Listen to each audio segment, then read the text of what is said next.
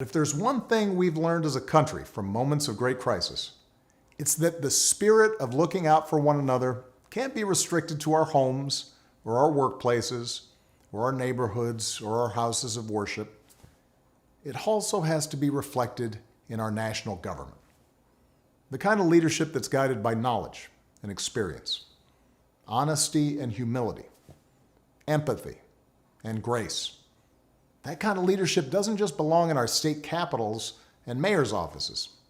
It belongs in the White House. And that's why I'm so proud to endorse Joe Biden for President of the United States.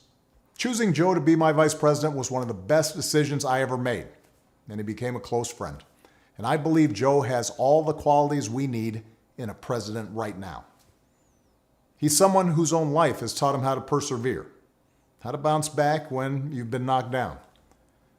When Joe talks with parents who've lost their jobs, we hear the son of a man who once knew the pain of having to tell his children that he'd lost his. When Joe talks about opportunity for our kids, we hear the young father who took the train home each night so he could tuck his children into bed. And we hear the influence of Jill, a lifelong teacher. When Joe talks to families who've lost a hero, we hear another parent of an American veteran, a kindred spirit, somebody whose faith has endured the hardest loss there is. That's Joe. Through all his trials, he's never once forgotten the values or the moral fiber that his parents passed on to him and that made him who he is.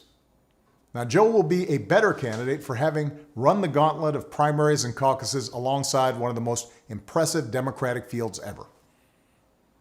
Each of our candidates were talented and decent, with a track record of accomplishment, smart ideas, and serious visions for the future.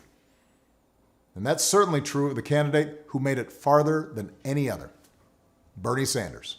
One thing everybody has learned by now is that the Republicans occupying the White House and running the U.S. Senate are not interested in progress.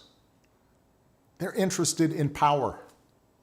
For those of us who believe in a government that cares about the many and not just the few.